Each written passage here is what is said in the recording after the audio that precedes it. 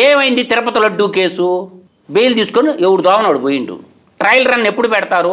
ప్రత్యేక కోర్టు పెట్టండి అవి తిరుపతికి జడ్జీలు వేసి 3 మెంబర్ జడ్జిని రాష్ట్ర ముఖ్యమంత్రి రాష్ట్ర క్యాబినెట్ ఒక రిజల్యూషన్ పాస్ చేసి ప్రత్యేక కోర్టు పెట్టొచ్చని చట్టం చెప్తుంది భారత రాజ్యాంగం. దేవదేవుడైనటువంటి అనంత కోటి లోకాలకి కలియుగులకి హిందువులకి ప్రత్యక్ష దైవమైనటువంటి వెంకటేశ్వర స్వామి డబ్బులే కొట్టేస్తే దానికి ప్రత్యేక కోర్టు పెట్టడానికి రాష్ట్ర ముఖ్యమంత్రికి టైం లేదా? ట్రయల్ రన్ నడుపు, 2 సంవత్సరాల పనిష్మెంట్ ఏపీ, కన్విక్షన్ ఏపీ. ఎందుకు ప్రత్యేక కోర్టు పెట్టలేకపోతున్నావు? పోనీ నిన్న సింగిల్ మెంబర్ బెడ్జికి పోయినప్పుడు ఫుల్ మంచి బెడ్జి జడ్జిమెంట్ ఎందుకు అడగలేదు? తిరుపతి లడ్డూ కేసులో ఢిల్లీలో ఏం మేనేజ్మెంట్ జరిగింది?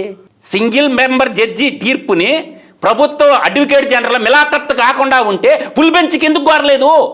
ఆడే అర్థమైపోయింది మీ భాగవతం అంతా. ఢిల్లీ పెద్దలు చెప్పారు, మీరు ఆచరించారు. ఏ బెంచ్ కేసు పోవాలన్న సంగతి శ్రీనివాసరెడ్డి కాడ కేసు ఎందుకు పోయింది? ఢిల్లీ పెద్దల డైరెక్షన్ లేకుండా, ఢిల్లీ పెద్దల సహకారం లేకుండా తిరుమల తిరుపతి వెంకన్న స్వామి కల్తీ లడ్డు కేసులో ఈ కల్తీ నా కొడుకులకు బెయిల్ ఎలా వచ్చింది? కేంద్ర ప్రభుత్వ పెద్దల ఆశీస్సులు లేకుండా. ఫుల్ బెంచ్ ఎందుకు అడగలేదు? అడ్వకేట్ జనరల్ నేను స్ట్రైట్గా అడుగుతుండే దమ్మాలపాటి సేదర్ని, ఫుల్ బెంచ్ జడ్జిమెంట్ ఎందుకు అడగలేదు నువ్వు?